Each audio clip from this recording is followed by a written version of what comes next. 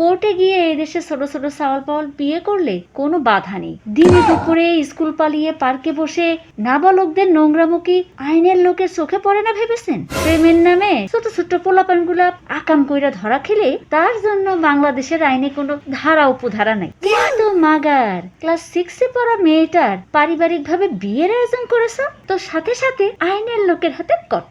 এত যে বাল্য বিবাহ খারাপ খারাপ বলে চেঁচাচ্ছ, আজ পর্যন্ত এর খুব খারাপ কোনো একটা দিক কি তোমরা প্রমাণ সহ দেখাতে পেরেছো? আজকাল আবার 10-12 বছরের মেয়ে, 15-18 বছরের ছেলে নাবালক থাকে নাকি, যারা একেবারে চিৎকার করে গেল গেল সব গেল বলে আইনের হাত করা নিয়ে হাজির হচ্ছ।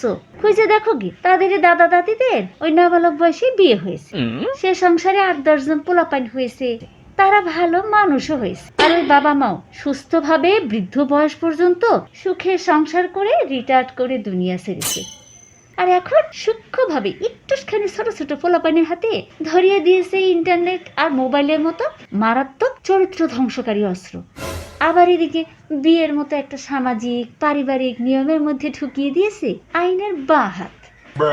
বুঝি বুঝি সব চক্রান্ত বুঝি, সব দরজা বন্ধ করে সুপরিকল্পিত ভাবে এভাবে সমাজে অশ্লীলতাকে প্রমোট করা হচ্ছে।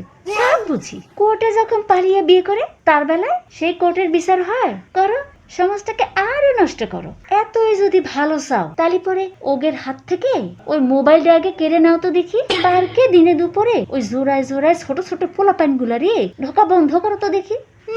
ঢং আইসে, বাল্য বিবাহ খারাপ আর ওই অশ্লীলতা ভালো, মোবাইল ভালো, ইন্টারনেট ভালো, প্রেম করা ভালো, অবৈধ সম্পর্ক ভালো।